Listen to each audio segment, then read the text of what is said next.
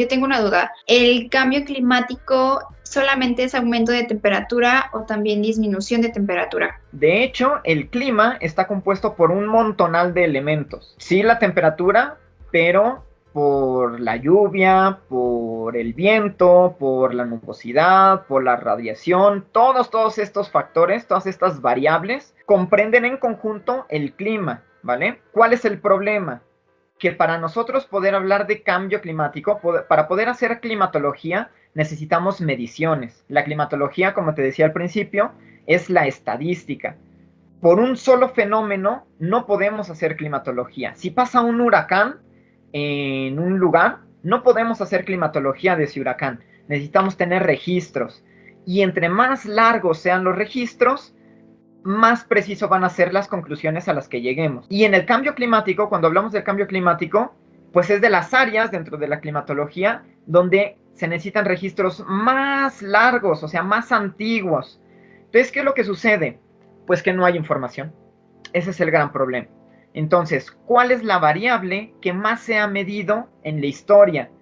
En todo el mundo, ya sea desde hace muchos años, pero también porque el cambio climático es un fenómeno global, por lo menos el cambio climático que es el famoso, ¿no? Por el efecto invernadero y este famoso calentamiento global. Bueno, todo esto es un efecto global. Entonces necesitamos tener temperatura, mediciones, registros de todo el mundo. También necesitamos, para hacer trabajo de cambio climático, registros largos, registros antiguos. Entonces, ¿por qué hablamos de la temperatura cuando hablamos del cambio climático? Porque es la variable que más registros hay. ¿Qué es el cambio climático? ¿Es solamente el aumento de temperatura? No. O sea, de hecho también podría ser un aumento del viento, disminución del viento, aumento de lluvia, disminución de lluvias. Pero como también un termómetro es muy fácil de conseguir, pues es muy fácil de que prácticamente en cualquier lado se pueda empezar a medir la temperatura. Los modelos de cambio climático también hacen referencia a la precipitación, ¿no? O sea, a la lluvia principalmente. Entonces, también te dicen los modelos si va a llover más, si va a llover menos, más o menos, ¿no? ¿Por qué? Porque la precipitación también es una variable que se ha medido desde hace muchísimo tiempo, porque hacer un pluviómetro, que son los instrumentos que miden la lluvia, es súper sencillo, ¿vale? Hasta de forma casera tú podrías hacer con materiales que tienes en tu casa un pluviómetro y podría funcionar bastante bien, ¿sí? Con una precisión bastante aceptable. Entonces, por eso en eso nos enfocamos, pero eso es bien importante. Cambio climático o el clima en general hace referencia a un montonal de variables, ¿sí? A un montonal de elementos que en su conjunto conforman el clima. Ahora, ¿el cambio climático solo implica aumento de temperatura? No. También puede haber una disminución de temperatura y también puede ser un cambio climático. El ejemplo más claro, que es un proceso, por cierto, natural, son las eras glaciales. Son procesos de cambio climático, porque son procesos que se dan a través de muchos años, ¿sí? Más de 100 años. De hecho, se dan en miles de años, las eras glaciales. Y estos lo que generan más bien es una disminución de la temperatura, ¿vale? Entonces, también es un cambio climático. Vuelvo a repetir, hay que tener mucho cuidado. Por ejemplo, ahorita que está muy sonado lo de las nevadas en todo el norte del país y el sur de Estados Unidos y estas tormentas invernales, que Europa también estuvo con mucha nieve, y ahí a veces dicen, a ver, ¿qué no se supone que se está calentando el planeta? Pues entonces, ¿dónde está el cambio climático, no? ¿Por qué hace tanto frío? Bueno, porque recuerden que un fenómeno no hace cambio climático, ¿sí? Una tormenta invernal, un año donde haga mucho frío, no es cambio climático. Necesitaríamos analizar muchos años de datos para poder llegar a la conclusión si hay o no hay cambio climático. Que vuelvo a repetir, sí, sí lo hay. O sea, no lo estoy negando, pero hay que tener cuidado. Este fenómeno que está ocurriendo de todas estas nevadas y todo esto, ¿tiene que ver directamente con el cambio climático? Directamente no, pero indirectamente sí. Una parte del cambio climático es que nos dicen que los fenómenos que ya ocurrían van a ocurrir con mayor intensidad, ¿no? Van a ser más extremos. Entonces, que donde llueve mucho va a llover más, donde llueve poco va a llover menos, y algunas situaciones así. Obviamente esto es un poco más complejo, pero lo estoy tratando de poner pues bastante sencillo.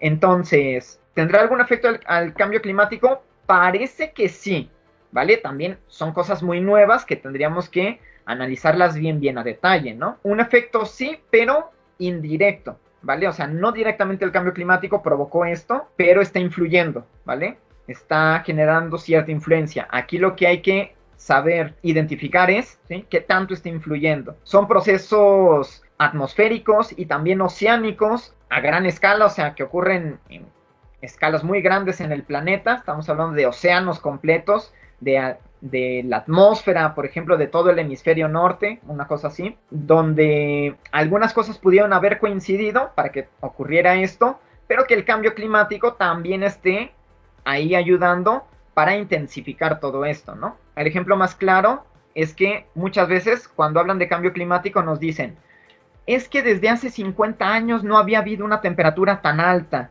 es que desde hace 70 años no había habido una lluvia tan intensa en tal lugar o una sequía tan intensa. Eso quiere decir que hace 70 años sí hubo ese evento, o hace 50 años sí ocurrió ese evento.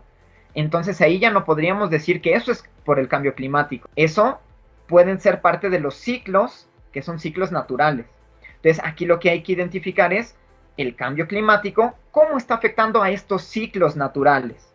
Por ejemplo, a lo mejor algo que se daba cada 10 años, por ejemplo, una sequía, o cada 20 años que se daban sequías, por ejemplo, aquí en el centro del país, es muy común, centro-norte del país, pues que de repente haya sequías, ¿no? Y ahora, en vez de darse cada 20 años, se empiecen a dar cada 10 años, o cada 5 años, ¿vale? Las sequías por sí sola no es un efecto que tenga que ver con el cambio climático, es un ciclo natural. Siempre hay años donde llueve mucho, siempre hay años donde llueve poco. ¿Cómo entraría aquí el cambio climático? Bueno, pues acelerando las sequías, ¿vale? Acelerando ese ciclo entre, o ese periodo entre una sequía y otra. Entonces, antes tenías 10 años para recuperarte, por ejemplo, económicamente, agroalimentariamente, de una sequía, y ahora nada más estás teniendo 5 años para recuperarte, ¿no? Entonces ahí la seguridad alimentaria y la parte de pues sí, que de hecho ahorita la ONU es un gran foco de atención, la seguridad alimentaria del planeta, ¿no? Por muchos factores, como por ejemplo la desertificación, la erosión, pero también por el cambio climático. Entonces, es más o menos eso. Sí, porque de hecho yo vi ese tema hace poquito y yo nada más me quedé con la idea de que era un aumento de temperatura, o sea, no disminución, sino nada más únicamente aumento de temperatura. Entonces, esto les va a servir mucho a mis compañeros que están cursando también conmigo. Hubo otro factor también en Inglaterra, no lo sé, hace como 50 años tal vez. En diciembre, pues obviamente que en Inglaterra pues hace mucho frío y normalmente antes en las casas pues prendían sus chimeneas, ¿no? Yo no sé qué fue lo que influyó ahí, si tuvo que ver parte del frío, o sea, en este caso del clima, con todo el dióxido de carbono que se estuvo esparciendo por toda la ciudad, porque hubo una nube, bueno, fue la neblina, no sé si la escuchó o si alguna vez ha visto sobre esa problemática que hubo en ese tiempo en Inglaterra. Fue una neblina muy gris que también si respiraba la gente, pues mucha de la gente se moría. Y decían que las mascarillas eran pura farsa, que era algo del gobierno que solamente era como para proteger por detrás de la cámara, por así decirlo, a las personas. Entonces, era algo que también incluso los médicos pues no sabían mucho en cómo tratar esas enfermedades respiratorias que ya la gente ya traía o por medio de la neblina, ¿sí? Entonces, no sé aquí qué tanto influyó con el clima, más que nada con el clima. Pues pudo haber tenido alguna relación, desde como comentas, que sí hizo mucho frío, que haya habido más chimeneas y más calefacción, porque al fin y al cabo, mucha de la calefacción también es por medio de gas, o sea, de la quema de gas. Entonces, pudo haber influenciado de ese sentido. Ahora, si hablas de las enfermedades respiratorias que se dieron por esa neblina de contaminación, pues bueno, ese ya es no tanto como tal del clima, a lo mejor tendría que ver con la parte de contaminación atmosférica. Pudo haber habido algún factor, podríamos decirlo, ¿no? Sí, porque de hecho esa neblina no duró ni 2 días, duró pues casi una semana. Duró una semana esa problemática, en lo cual pues de hecho fue ahí cuando se quiso involucrar un poquito más, o a lo mejor fue donde nació la ingeniería ambiental, porque pues, la ingeniería ambiental, como sabemos, no es tampoco tan nueva. Y tampoco había como que muchos especialistas hacia ese ámbito. Entonces sí fue como que algo que, como que un poquito de impacto para que se siga como promoviendo esa profesión, porque incluso pues se sabe, obviamente que queda claro, que serán una de las carreras que serán como más pedidas, por así decirlo, ya que pues así como vamos a nuestro camino de ambiente, pues no va tan bueno, no resulta tan bien. Sí, sí. Y bueno, además, entre la evolución de la sociedad, tanto en esta toma de conciencia de las cuestiones ambientales, pero también hacia el rumbo de la sociedad en el ámbito de que cada vez quieren producir más competencia y más todo esto, pues sí, yo me imagino que sí será una carrera que tendrá mucho auge, sobre todo porque yo siempre comento, siempre es la eterna lucha entre lo eco-eco, ¿no? Entre lo económico y lo ecológico, porque por lo regular siempre están peleados. Entonces, lograr encontrar ese equilibrio entre lo que te dé dinero para vivir, pero que no impacte al ambiente de forma negativa, pues no es fácil. Entonces, yo creo que va a ser ese gran reto que van a tener muchos de los ingenieros ambientales para el futuro. Cómo producir más, cómo seguir produciendo para no tener pérdidas económicas, pero pues también con un mínimo o, de ser posible, nulo impacto ambiental, ¿no? Impacto negativo. También uno de los problemas que más lleva a cabo al ámbito ambiental es la educación, pues mucha de la gente no ha cuidado, la verdad, muy bien sobre el ambiente y tampoco tienen conocimientos, ¿sí? Es algo un poquito más nuevo, pero tampoco es algo un justificante para que la gente no haga algo bien. Usted como ya tiene su doctorado, ¿cuál ha sido o cuál cree que haya sido uno de los problemas, en este caso en el ámbito social, o más bien implementando todas estas carreras que vendría siendo ingeniería ambiental, eh, ciencias atmosféricas, todo lo que tiene que ver o relacionado con el ambiente? El tema de la educación en general es un grave problema en el país y en muchas partes del mundo, pero hablando de México, es de los problemas más grandes, ¿no? Que el grado de estudio promedio aquí en México, en el país, sea, bueno, ahí dependiendo de la fuente en la que te bases, pero algunos dicen que es cuarto de primaria y otros dicen que es tercero de primaria. Eso es realmente triste, ¿no? O sea, que el promedio, o sea, hay muchos que tendrán su carrera terminada y a lo mejor algún posgrado, pero para que el promedio sea tercero o cuarto de primaria, significa que hay muchísimos que no tienen ni siquiera el primer año de primaria. Es un grave problema en todo el país. Y si nos enfocamos al área ambiental, pues el principal problema yo creo que sería pues lo de siempre, el miedo a las matemáticas, ¿no?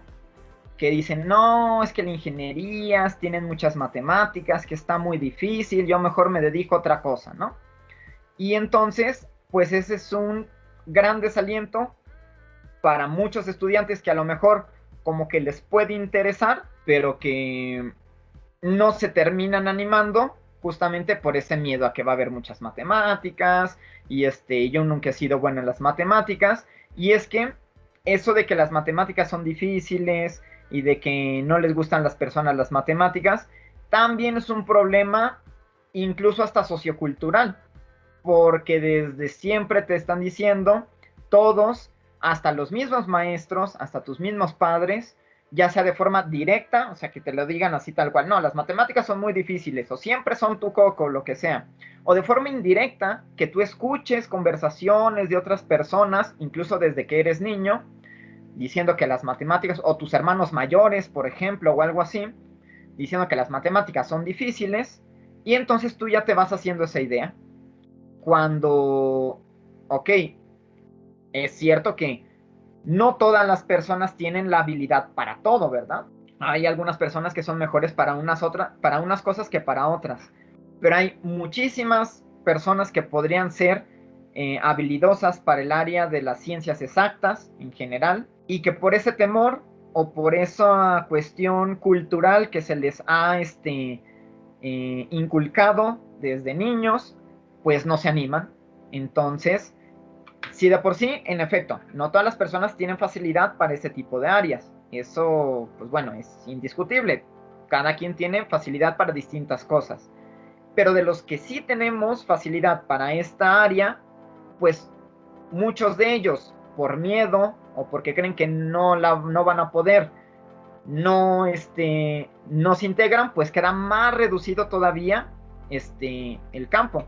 Y estamos hablando de las ciencias exactas en general, que son los que usan física y matemáticas. De ahí tenemos un montonal de ingenierías y de ciencias distintas. No todas están aplicadas a las ciencias ambientales como tal. Entonces, pues, ¿con qué nos queda? Pues con poquito, ¿vale? No nos quedan con muchas personas. No que estén interesados en esos temas, porque estos temas, con todo esto que está ocurriendo y que ha ocurrido en la naturaleza, hay muchos que han despertado su interés, pero sé que quieran dedicarse para generar tecnología, para generar conocimiento, ahí es donde ya no habemos muchos, no habemos tantos. Sí, porque, bueno, incluso no nada más, bueno, en este caso me refería como a alguien profesional, sino que todas aquellas personas que no tienen como la oportunidad, en este caso, de estudiar alguna profesión, no se encargan o tal vez no requieren todos los conocimientos como para cuidar su pequeño espacio natural desde su casa, ¿sí? Un ejemplo de ellos, estoy hablando de las personas que cultivan, de que muchas de ellas utilizan fertilizantes que causan muchísimo daño, o incluso desde el manejo de los residuos. Ni siquiera somos capaces de separar lo que son los plásticos, o bueno, la materia inorgánica o orgánica, ¿sí? O a veces ni siquiera saben qué es orgánico o inorgánico. Ese es uno de los problemas bien grandes que tenemos aquí en México. A lo mejor no nada más en México, ¿verdad? Puede ser en muchos otros países, pero pues hablando de México, sí está muy fuerte ese tipo de casos. Entonces, sí, la verdad es que es muy importante esto sobre la educación ambiental y más que nada impartirlo en donde nosotros vemos que no se practica, porque por ejemplo en la Ciudad de México, hablando de manejo de residuos, sí lo hacen porque es un requisito que tienen que hacer para que les recojan la basura. Entonces, yo el tiempo que estuve allá, incluso a mí me daba mucha vergüenza, bueno, cuando era más niña, porque me decían, no, pues aquí va lo inorgánico y acá va lo orgánico. Y yo sí me quedaba de, ay, yo nada más miraba qué es lo que hacían, qué es lo que tiraban en cada cosa. O también una de las otras cosas que normalmente hacen en algunos lugares también es el reciclado. Yo aquí en México o tal vez en el lugar donde yo viva, yo no he encontrado algún sitio sobre el reciclado de vidrio. Es muy difícil encontrarlo. Lo único que yo encuentro es de papel y de plástico, es lo único que encuentras. Entonces como que tampoco no te abre muchas de las puertas para que tú puedas hacer algo pequeño. Bueno, ese es uno como de los problemas que yo siento que hay más que nada aquí en México. Bueno, ya casi como para terminar, usted a las nuevas generaciones que se dedican a las ciencias ambientales, ¿qué le recomienda hacia dónde enfocarse? Yo les recomiendo que se enfoquen en lo que más les gusta. Nada es mejor ni peor. Al fin y al cabo, recuerden que, y tanto para cualquier área de ingeniería, para cualquier área de tu vida, ¿no? Lo que estás estudiando, se supone que, bueno, cualquier cosa puede pasar y a medio camino de tu vida puedes dedicarte a otra cosa, pero el objetivo de estudiar una carrera es porque es a lo que te quieres dedicar, ¿no? Pues estudia, enfócate en lo que más te guste, en lo que más te apasione, en lo que más te llame la atención. Y ya está, lo demás va llegando por sí solo.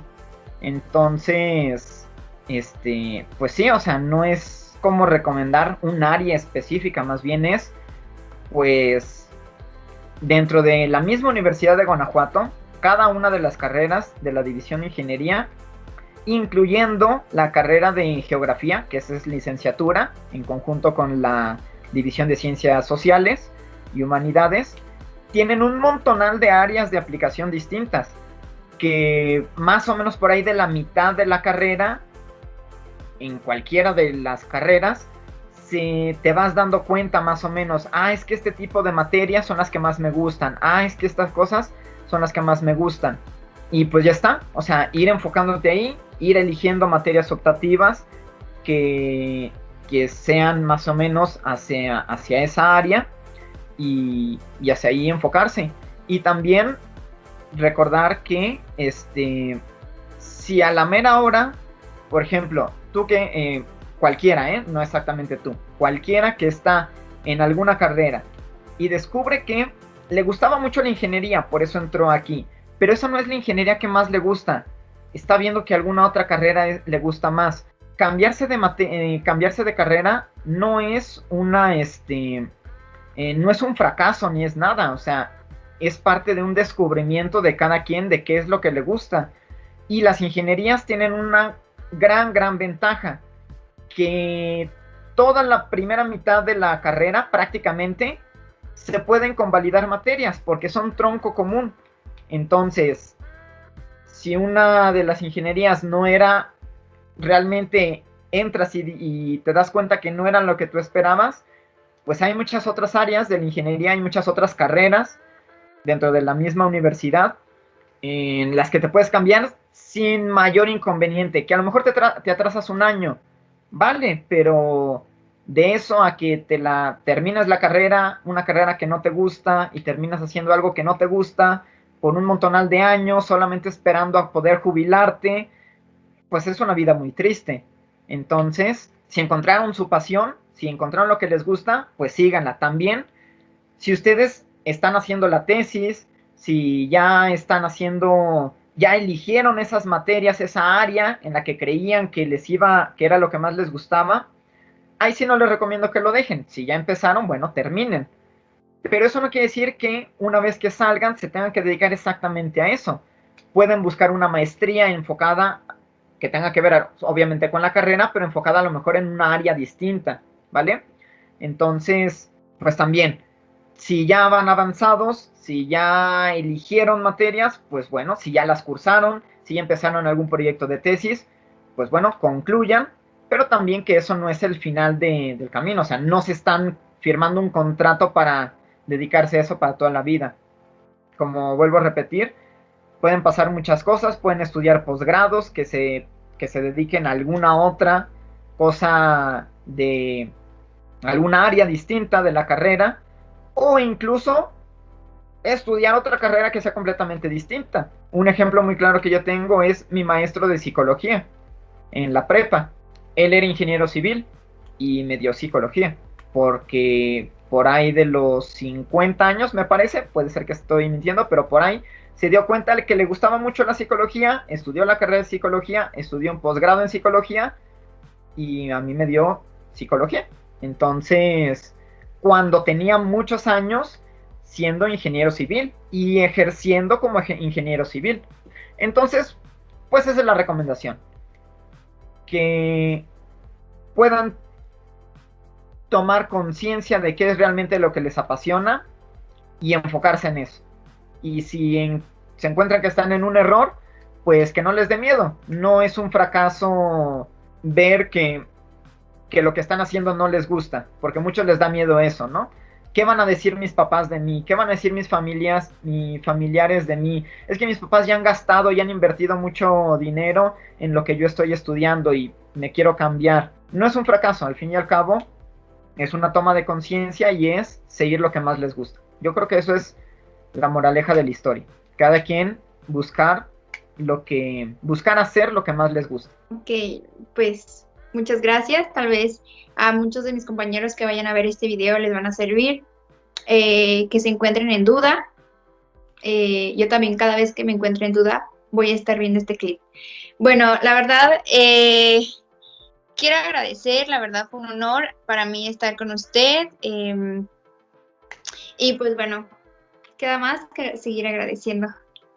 No, pues al contrario. Y gracias a los organizadores, a los coordinadores de la revista también por tomarme en cuenta. Y pues ya está. Y espero vernos el próximo semestre, aunque sea así en pantalla. Ok, bueno, muchas gracias. Sale, hasta luego.